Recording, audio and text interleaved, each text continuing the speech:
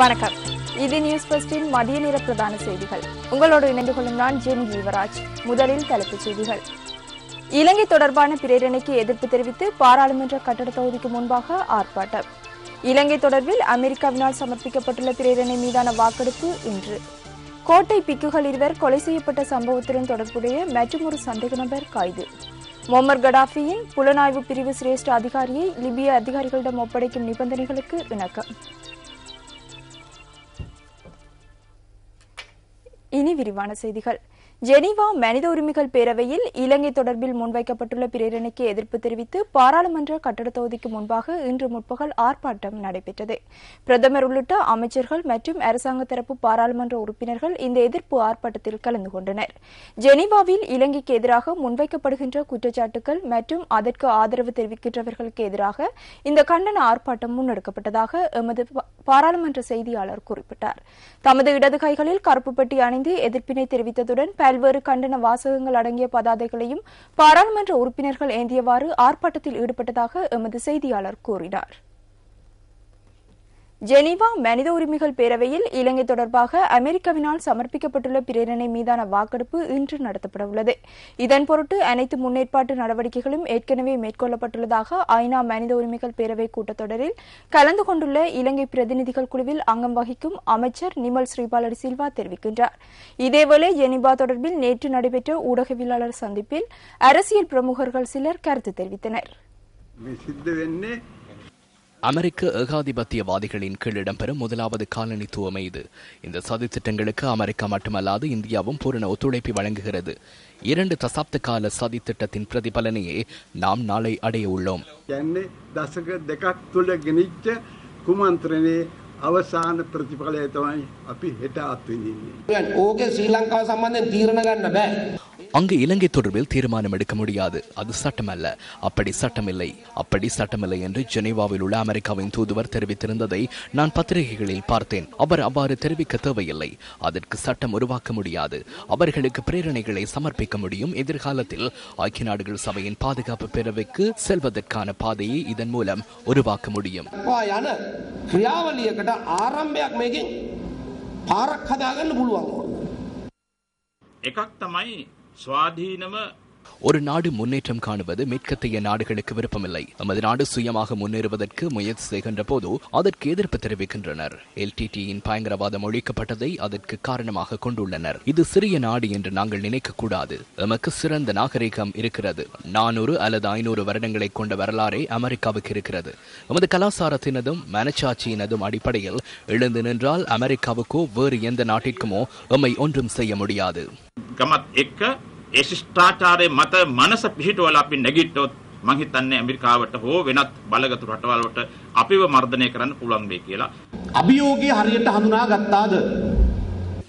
சவாலை சரியான முறையில் இனம் கண்டு கொண்டார்களா? அந்த சவால் நேற்றிரவு அல்லது முன்தினம் இரவு அல்லது ஒரு மாதத்திற்கு முன்னதாக முன் வைக்கப்பட்டதா? அந்த பிரச்சனை முன் வருகின்றதா என்ற விடயம் சரியாக அடையாளம் காணப்படுமாயின் அதற்கு உரிய பதிலை அளிக்க முடியும். ගැනීම විසින්ම ඒකට දෙන්න පුළුවන් පිළිතුර සාර්ථකව තිතට හරියට ගන්න පුළුවන්. வடபகுதியில் இருந்து இடம்பெயர்ந்து புத்தளம் மாவட்டத்தில் வாழ்கின்ற முஸ்லிம்களை வாக்காளர் பதிவேட்டில் உள்வாங்குவதற்கான விசேட செயற்திட்டம் ஒன்றை தேர்தல்கள் திணைக்களம் முன்னெடுக்க உள்ளது.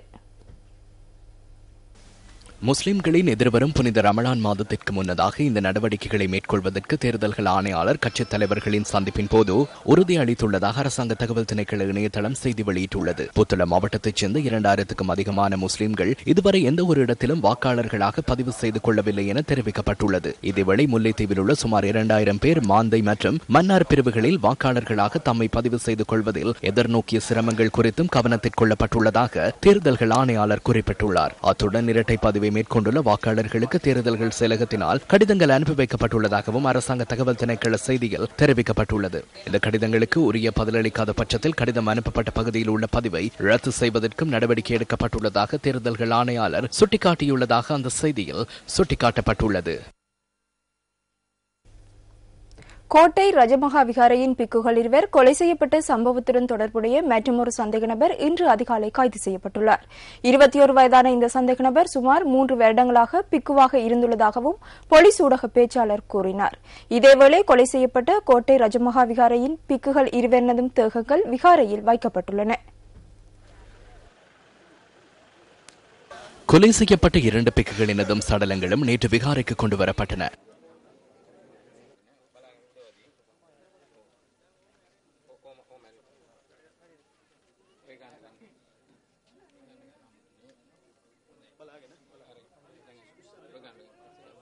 கூறிய ஆயுதங்களால் தாக்கப்பட்டு அவர்கள் இருவரும் கொலை செய்யப்பட்டிருந்தனர். இதனை அடுத்து மேற்கொள்ளப்பட்ட விசாரணைகளின் பின்னர் சம்பவத்துடன் தொடர்புடைய 4 சந்தேக நபர்கள் நேற்று மாலை கைது செய்யப்பட்டதுடன் பிரதான சந்தேக நபர் இன்று அதிகாலை கைது செய்யப்பட்டார்.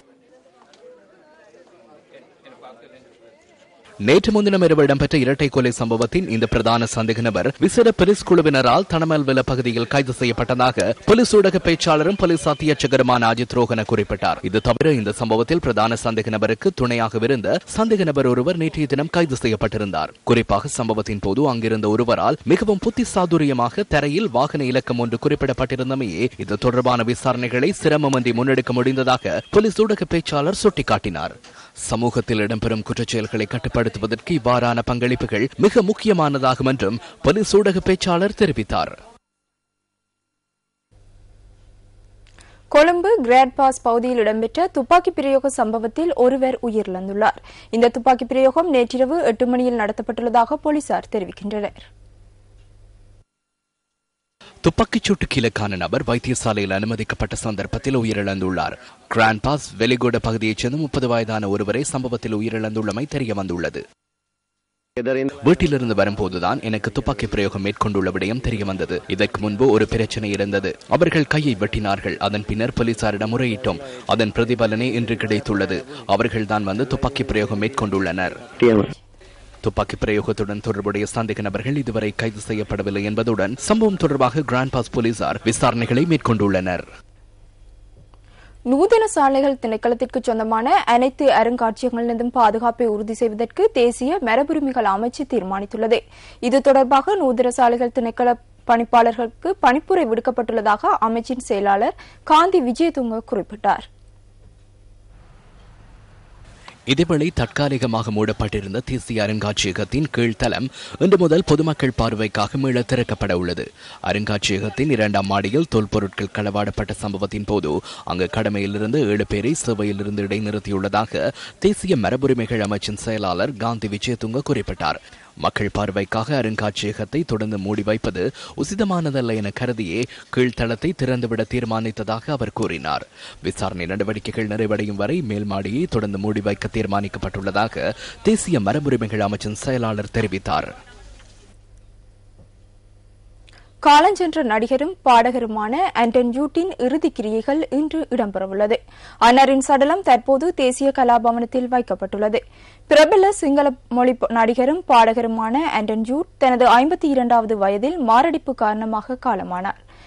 ஆண்டன் யூட் மேடை நாடகம் மற்றும் தொலைக்காட்சி நாடகங்களில் நடித்துள்ளதோடு சினிமா துறையிலும் தமது பங்களிப்பை செலுத்தியுள்ளார். ஆண்டன் யூட்டின் இறுதிக் கிரியைகள் இன்று பொரலை மயானத்தில் நடைபெறவுள்ளது.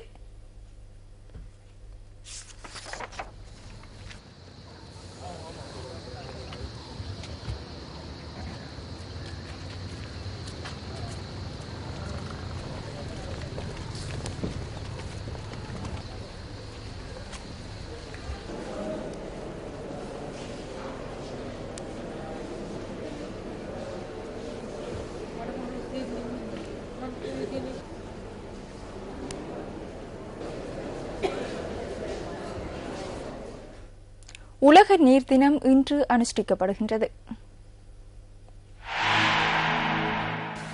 1993ஆம் ஆண்டு முதல் ஐக்கிய நாடுகள் சபையினால் உலக நீர் தினம் பிரகடனப்படுத்தப்பட்டு உலகம் முழுவதும் பிரதி வருடம் தோறும் மார்ச் மாதம் 22ஆம் தேதி அனுஷ்டிக்கப்படுகின்றது. 2012ஆம் ஆண்டு உலக நீர் தினம் நீர் மற்றும் உணவு பாதுகாப்பு எனும் துணைப்பொருளில் இம்முறை அனுஷ்டிக்கப்படுகின்றது. உலகில் வாழும் அனைத்து ஜீவராசிகளுக்கும் நீர் இன்றியமையாத விடயமாக கருதப்படுகிறது. உலகளாவிய ரீதியில் நீருக்கு பற்றாக்குறை ஏற்பட்டு வரும் நிலையில் அதனை விரயமாக்காது சிக்கனமாக பயன்படுத்த வேண்டியது ஒவ்வொரு மனிதனதும் கடமையாகும் என இந்த தினத்தில் சுட்டிக்காட்டப்படுகிறது. எதிர்பார்க்கப்படுகிறது. இந்த நிலையில் 2025ஆம் ஆண்டளவில் உலக சனத்தொகையில் சுமார் 40% சுத்தமான குடிநீரை பெற்றுக் கொள்வதில் சிரமத்தை எதிர்நோக்க நேரிடும் என கண்டறியப்பட்டுள்ளது. இதன் அடிப்படையில் இலங்கையில் மக்களுக்கு சுத்தமான குடிநீரை பெற்றுக் கொடுப்பதற்காக பல்வேறு நடவடிக்கைகள் முன்னெடுக்கப்பட்டு வருவதுடன் வரவு செலவு திட்டத்திலும் பெருமளவு நிதி ஒதுக்கீடு செய்யப்பட்டு வருகின்றது.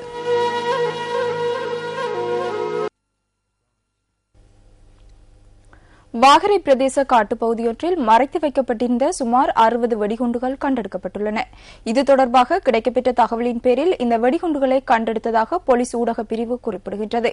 வெடிகுண்டுகளுடன் சுமார் 200 மின் ஆளிகளும் போலீசாரால் கண்டெடுக்கப்பட்டுள்ளன. அம்பாறை மாவட்டத்தில் கல்முனை மீன்பிடி தொழிலில் மிகவும் பிரசித்தி பெற்று விளங்குகின்றது.